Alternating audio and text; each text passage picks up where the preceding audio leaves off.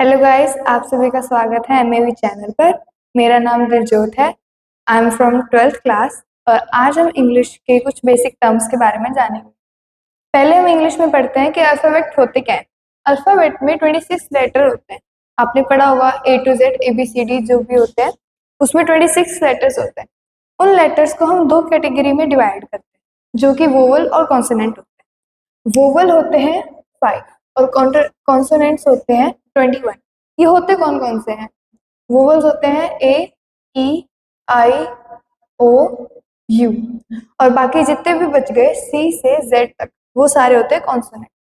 आपने सुना होगा कि जो वोवल्स होते हैं उनके आगे हम एन आर्टिकल का यूज करते हैं और कॉन्सोनेंट के आगे ए आर्टिकल का यूज करते हैं।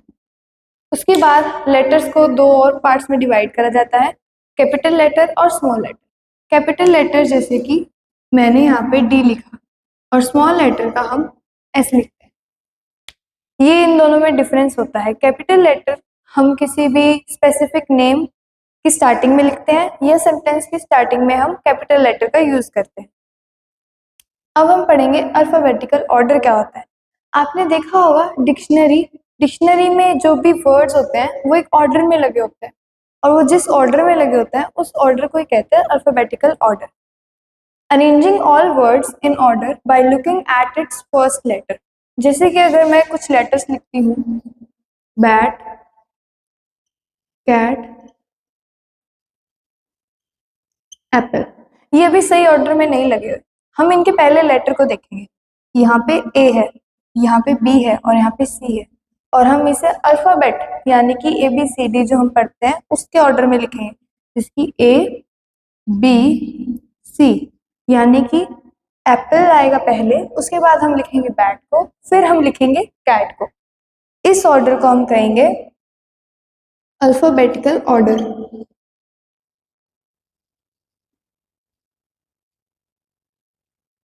और अगर पहले जो लेटर है ये डिफरेंट है, अगर ये सेम हो, अगर मैं यहाँ पे एंट लिख दूं तो हम उसके बाद सेकंड लेटर को देखते हैं, टी आता है पहले या एन आता है, फिर उस हिसाब से हम उसे लगाते हैं। अब हम पढ़ते हैं वर्ड के बारे में कि वर्ड होता क्या है। Word a meaningful group of letters. Letters हमने पता कर लिए कि लेटर्स होते क्या है। अब उनका ग्रुप वर्ड कहलाता है। कैसे? यहाँ पे लिखा हुआ है मीनिंगफुल। मीनिंगफुल ग्रुप ही वर्ड होगा। जैसे कि अगर मैं यहाँ पे एप्पल लिखती हूँ तो हमें पता है कि एप्पल क्या होता है। एप्पल हम सेब को कहते हैं। और अगर यहीं पे मैं ये लिख दूं तो इसका कोई मीनिंग भी नहीं है और ना हम इसे प्रोनाउंस अच्छे से कर सकते हैं। तो इसलिए ये कहा है कि लेटर्स के ग्रुप को, वो भी मीनिंगफुल ग्रुप को, वर्ड कहते हैं। अगला phrase, it is a group of words that make sense but not complete sense. इसमें हमें पता तो चलेगा कि वो क्या कहना चाहता है, बट हमें प्रॉपर पता नहीं चलेगा कि एग्जैक्ट वो क्या कहना चाहता है। इट डजंट कंटेन सब्जेक्ट, इसमें हमें सब्जेक्ट नहीं मिलता। जैसे कि इन द मॉर्निंग, इसमें कोई सब्जेक्ट नहीं है। इन द मॉर्निंग हम समझ गए सुबह में, पर हम ये नहीं समझे कि सुबह क्या हुआ या कैसे हुआ या किस चीज की वो बात कर रहा है। हमारी जो मीनिंग है, इस लाइन का जो मीनिंग है वो अभी भी इनकम्प्लीट है। ऑन द टेबल, टेबल के ऊपर, पर टेबल के ऊपर किस चीज की बात कर रहे हैं या किसको यहाँ पे रिप्रेजेंट कर रहे हैं टेबल के ऊपर, वो हमें अभी तक इसे पढ़कर क्लियर नहीं हुआ है, इसलिए इनकम्प्लीट होते हैं, इसलिए इन्हें फ्रेज कहा जाता है। और close, a group of words that have a subject and a verb. ऊपर हमने पढ़ा कि इसमें सब्जेक्ट नहीं होता, पर क्लोज में सब्जेक्ट होता है। It is a part of sentence, ये सेंटेंस का ही पार्ट होता है। अब हम पढ़ते हैं सेंटेंस क्या होता है। Sentence, it is a group of word with complete sense. मतलब कि ये सिर्फ वर्ड का ग्रुप ही नहीं है, मतलब इसमें सेंस भी मिलना चाहिए। अगर मैं यहाँ पे लिख दूं ही इज ईटिंग बर्गर, मतलब वो हमें यहाँ पे पता लग रहा है कि क्या कहना चाहता है, कि वो बर्गर खा रहा है। और अगर नीचे ये जैसे कि लिखा हुआ है बर्गर ईटिंग इज ही, क्या इसका कोई मतलब निकल रहा है? नहीं। इसलिए सेंटेंस में कंप्लीट सेंस होने का भी जरूरी होता है। ये सिर्फ ग्रुप ऑफ वर्ड्स नहीं है, इसकी कंप्लीट डेफिनेशन तभी मानी जाएगी जब हम लिखेंगे it is a group of words with complete sense. Sentence तभी होगा जब उसमें कंप्लीट सेंस हमें मिलेगा। अब इसके अगर हम बात करें तो इसमें प्रॉपर अरेंजमेंट नहीं है, और प्रॉपर अरेंजमेंट के लिए हमें 3 चीजों का ध्यान रखना होता है, सब्जेक्ट, वर्ब और ऑब्जेक्ट। अब हमें पता लगाना होगा कि सब्जेक्ट, वर्ब और ऑब्जेक्ट होते क्या है। सब्जेक्ट, सब्जेक्ट को हम डूअर भी कह सकते हैं, जो करने वाला होता है। About whom the sentence is, subject वो होता है जिसके बारे में बात की जा रही है वो सेंटेंस। जैसे कि ऊपर वाले सेंटेंस में ही, यानी कि किसी लड़के की बात की जा रही थी। वर्ब, रिप्रेजेंट द एक्शन, जो भी एक्शन या जो भी काम या जो भी टास्क हम कर रहे हैं सेंटेंस में, या जो भी हम सेंटेंस में दिखा रहे हैं कि क्या काम हो रहा है, उसे रिप्रेजेंट करने वाले वर्ड को हम वर्ब कहते हैं। जैसे यहाँ पे खाने का काम हो रहा था, तो यहाँ पे इज ईटिंग क्या है, वर्ब है। Object, receive the action, object कोई भी काम हो रहा है, वो किस पर हो रहा है, किस लिए हो रहा है, क्या हो रहा है, वो हमें कौन बताता है, ऑब्जेक्ट, ऑब्जेक्ट बताता है। जैसे कि इसमें अगर मैं यहाँ पे इतना लिख देती, ही इज ईटिंग, तो कुछ हमें बस ये देखा है कि ही इज ईटिंग, अच्छा वो खा रहा है, पर क्या खा रहा है ये हमें अभी तक नहीं पता चला था। जैसे ही मैंने यहाँ पे बर्गर लिखा, वैसे ही हमें पता लग गया कि वो क्या खा रहा है।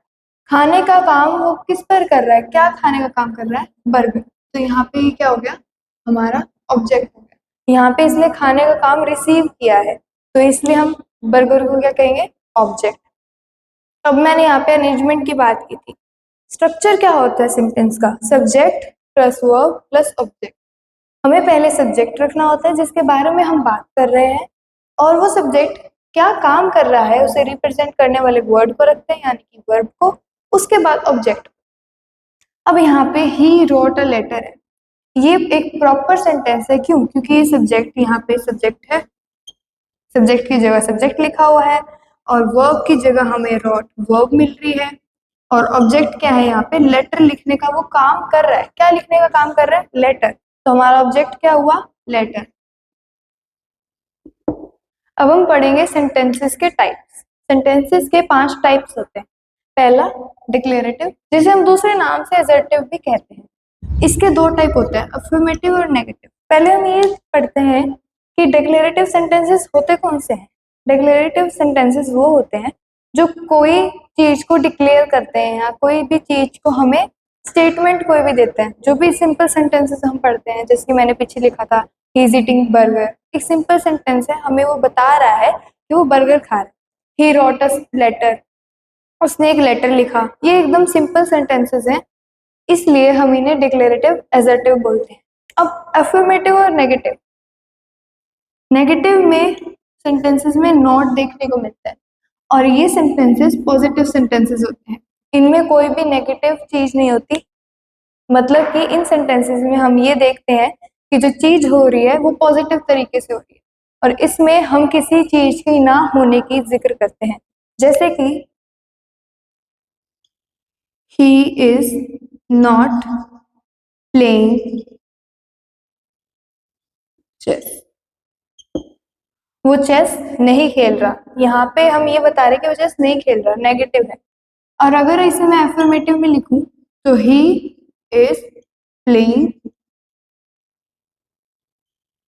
चेस, वो चेस खेल रहा है। इनमें सिर्फ इतना ही अंतर होता है।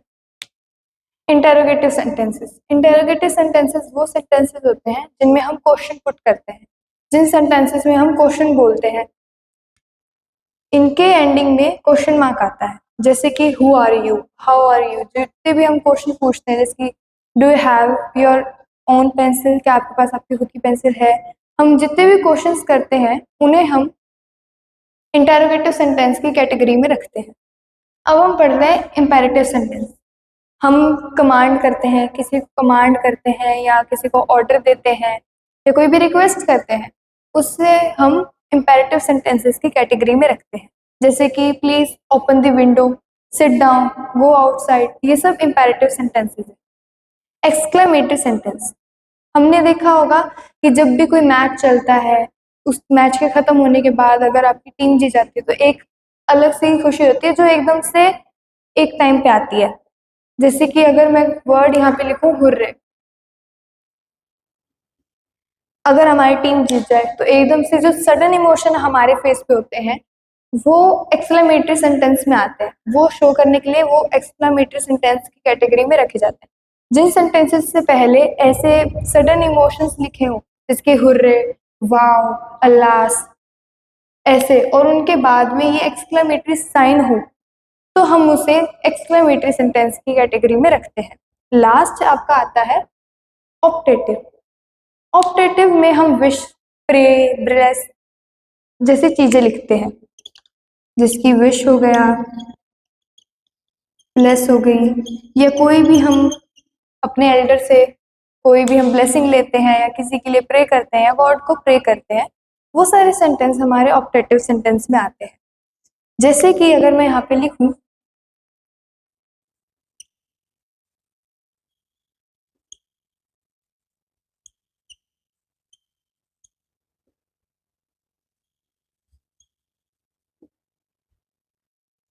हैप्पी बर्थडे टू यू, यानी कि ये तो कॉमन है, जब भी किसी का बर्थडे होता है तो हम उसे ये ऐसी विश करते हैं, तो वही विश करने वाले सेंटेंसेस को हम ऑप्टेटिव सेंटेंस कहते हैं।